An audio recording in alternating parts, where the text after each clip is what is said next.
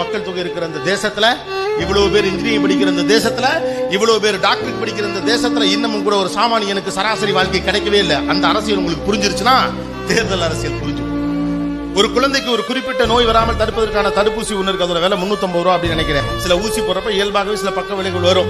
பிள்ளைக்கு வாந்தி வரும், காய்ச்சல் வரும். இதெல்லாம் ஏற்றுக்கொள்ளப்பட்ட மருத்துவ ரீதியான பக்க விளைவு.